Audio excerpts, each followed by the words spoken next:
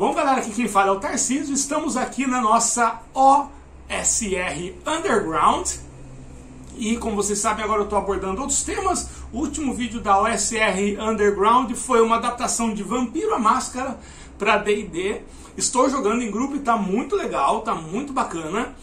E eu decidi que assim que terminar essa nossa pequena aventura de vampiro para D&D, usando as regras do D&D, do OSR, a gente vai fazer numa pegada bem Stranger Things. Ontem eu lancei um vídeo apresentando 3 RPGs indies mega underground e desconhecidos para Stranger Things, porque eu confesso que eu estava ficando um pouco incomodado de toda vez que a galera vai dar dicas de RPG para jogar Stranger Things, são sempre aqueles mesmos, que são muito legais. Por exemplo, Tales from the Loop. É fantástico, é maravilhoso, é uma obra-prima, tanto a parte visual quanto a parte da proposta e das regras. Eu super apoio, mas eu queria ver algo diferente. Então, eu dei 3 dicas de RPGs independentes, só para constar aí, para quem não viu, vai lá. Eu falo do Kids Diaries, que é um RPG nacional, que é um hack de Shotgun Diaries. Eu falo do 80's Kids, que é um jogo em A6, uma página você dobra, tem 8 páginas pequenininhas aí com todas as regras. E do Electric Schemes, que também o Electric Schemes é um pouco mais completo e é muito legal. Mas como trazer esse Stranger Things pro old school? E eu vou falar aqui do que eu tô bolando, porque eu que vou mestrar, em grupo, não é solo, e apresentar aqui alguns materiais que usaremos. Só preciso fazer uma pausa aqui. Eu tinha esquecido de pegar o material aqui que faz parte. Então, galera, o que eu vou usar? Nós vamos usar o D&D BX. Só que o que acontece? Eu estava pensando, o Stranger Things ele vai ser muito mais uma proposta temática e de tom e de clima do que mecânica. Primeiro eu decidi que eu não vou fazer mudanças nas regras. Então, vai ter algumas opções narrativas e de clima que vão influenciar de alguma forma na regra. Então, primeiro, os personagens eles não são adultos. Todos os jogadores vão escolher personagens que são pré-adolescentes ou adolescentes. Ou seja, personagens bem inexperientes. Então, para representar essa inexperiência, eu atribuí um modificador de -1 nos atributos relacionados ao físico. Constituição, destreza e força. Porque eu também não quero que eles sejam mini aventureiros. Não que eles não vão ser, mas o clássico forte. Acima de tudo, eu quero que eles tenham as fragilidades deles e que sejam pessoas que sejam vistas como pessoas normais, ali pré-adolescentes em um mundo medieval. Então essa é a primeira proposta mecânica que eu apresentei para os jogadores.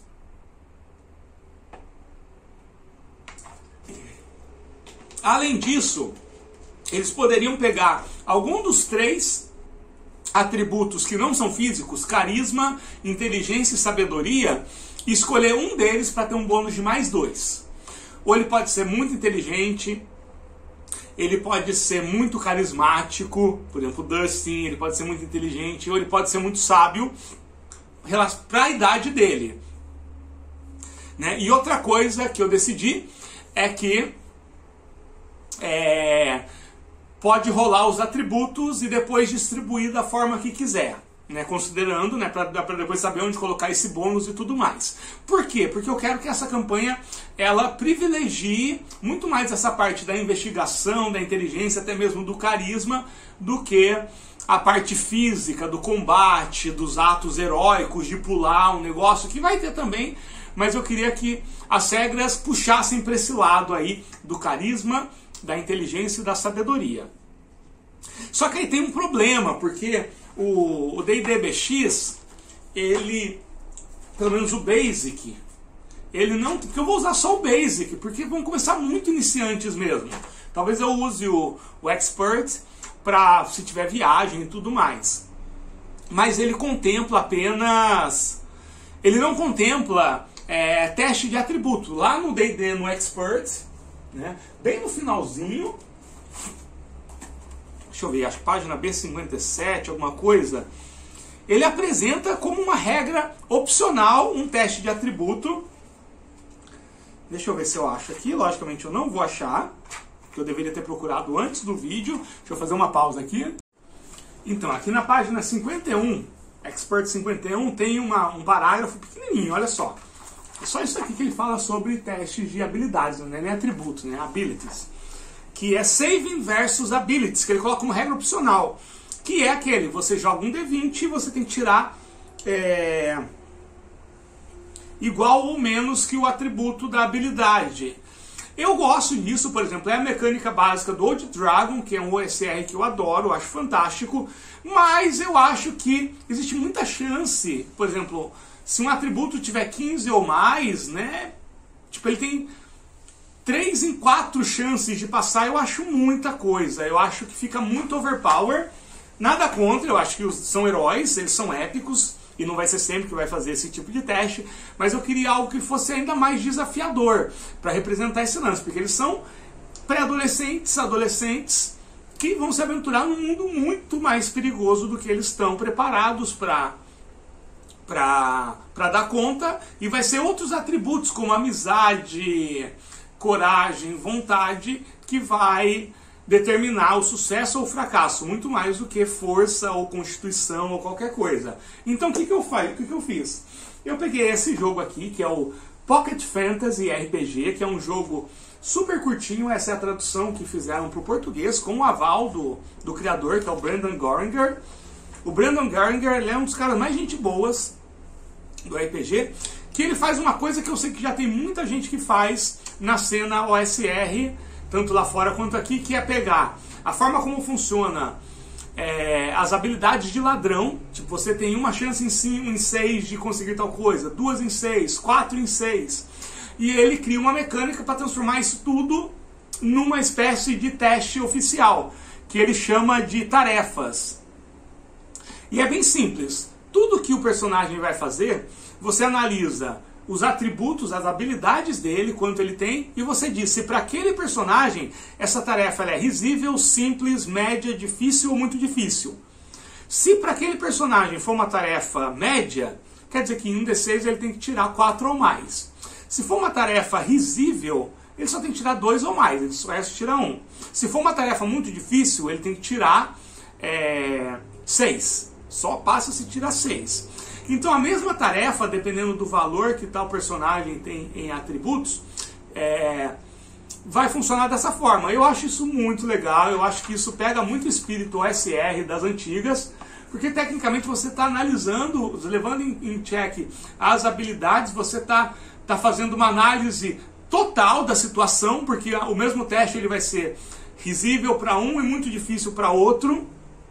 Eu acho fantástico, tá bom?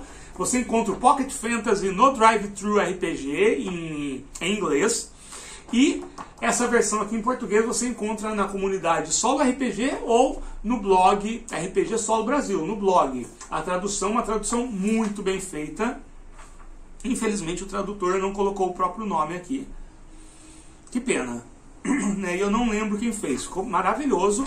E é legal porque essa tradução aqui, ele traduziu o básico e mais um suplemento com classes extras. E é fantástico, inclusive, quem quiser saber mais, tem um vídeo aqui da seção OSR Underground sobre o Pocket Fantasy RPG.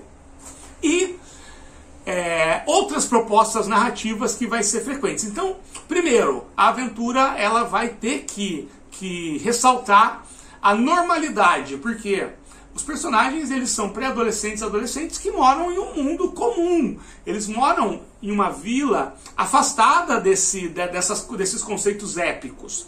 Então quando o mistério entra na história, o mistério bate, ele tem que fazer um contraste muito grande com aquela normalidade.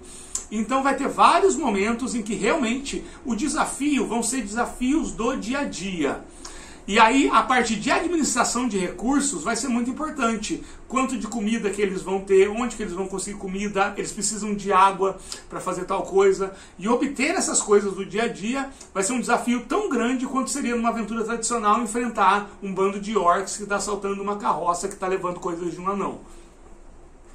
E então vai ter muito essa coisa da do questão do recurso. Eles vão ter que obter tal recurso, que pode ser mundano ou não, e vai ter todo um trabalho para distribuir, guardar esse recurso. E isso vai ser uma constante. E outra coisa, outro material que eu vou usar também, é esse daqui, um material fantástico do Beltrame, que é o Guia de Classes, que o Rafael escreveu pro Old Dragon, mas ele pode servir para qualquer jogo OSR, que é um material fantástico, é um livro muito bonito. Tem até uma dedicação aqui. E é muito legal porque ele aborda classe por classe e ele tenta sair do estereótipo, assim. Por exemplo, na parte de... Para cada classe tem um capítulo chamado A Importância dos Atributos. Então, por exemplo, aqui, ó. O que é ser um mago? A Importância dos Atributos, 87. Cada classe tem esse capítulo, A Importância dos Atributos.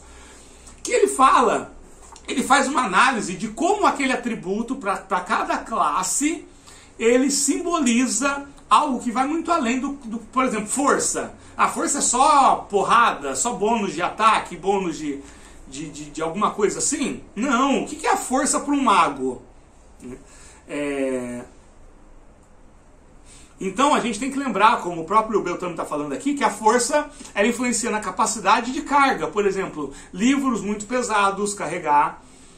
E aí tem aquela, né? Você confiaria em um bárbaro para carregar a sua coleção de livros raros que você encontrou no tesouro de um lich? Então, realmente, o mago ele tem uma força que ele pode desenvolver para outros fins e através de outros fins. A constituição, né? Mago, talvez a principal característica é que o mago tem poucos pontos de vida.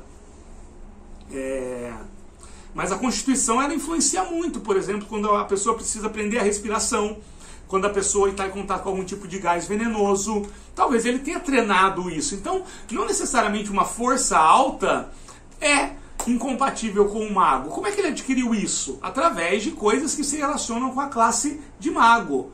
No caso seria a Eleven, por exemplo. Então, eles também vão poder escolher uma classe e vão ter aqueles benefícios e tudo mais. Esse livro eu recomendo demais. Eu não sei se tem o PDF. Esse daqui eu ganhei, era para ser um pagamento, mas eu acabei não fazendo o trabalho que eu prometi para o Beltrame, e mesmo assim ele me deu. Mas vale muito a pena. Guia de classes, não importa qual OSR, qual jogo old school que você joga, se é o Old Dragon ou não, isso daqui vale ouro. Então, eu vou explorar os atributos, as habilidades, como é chamado no D&D BX, dentro de cada classe, porque cada personagem vai escolher uma classe, ainda que essa classe seja mais uma representação daquele estereótipo, porque os próprios personagens eles não se identificam com essa classe. E talvez os poderes, por exemplo, a minha Eleven na minha campanha, ela não estudou para ser mago. Ela simplesmente foi fruto de uma experiência. E aí tem a questão disso. Quem é o grande vilão? Aí a gente pode fazer aquilo que a série já está fazendo, que é pegar um vilão clássico, só que modificar ele a ponto dele ficar ainda reconhecível, mas cheio de coisas novas. Por exemplo, o Demogorgon do Stranger Things, ele é o Demogorgon, mas ele não é o Demogorgon, ele tem outras coisas. O Vecna, a mesma coisa. Então você pode pegar qualquer grande vilão aí dos bestiários OSR e modificar a ponto dele ficar uma coisa misteriosa, uma coisa que nem mesmo um aventureiro experiente estaria seguro para combater, porque ele é diferente. Então você pode pegar, de repente, um Beholder, você pode pegar um cubo gelatinoso. Imagina um cubo gelatinoso que tem dentro dele, na verdade, um portal para uma outra dimensão. Eu não estou inventando isso, eu vi isso em algum lugar. Um cubo gelatinoso que ele tem um portal para uma outra dimensão. Talvez a passagem para o mundo invertido ela esteja dentro de um cubo gelatinoso. Só que, e por algum motivo, os personagens eles precisam ir para esse mundo invertido. Só que como entrar dentro de um cubo gelatinoso sem se ferir? Talvez antes eles tenham que conseguir determinado ingrediente. Então a campanha vai ser dentro disso. Talvez um amigo deles tenha sido levado para o mundo invertido, eles precisam entrar, mas o único lugar que eles conhecem é dentro de um cubo gelatinoso que fica no templo abandonado da vida, que ninguém dá bola e ninguém vai lá há muitos e muitos anos. Olha só quantas possibilidades. Então é isso. Quando eu tiver avanços, a gente vai terminar essa semana a campanha de vampiro para D&D, que foi muito legal. E aí na semana que vem a gente vai começar. Assim que ter avanços eu venho aqui pontuar, mas queria partilhar aí essa proposta. Um abraço!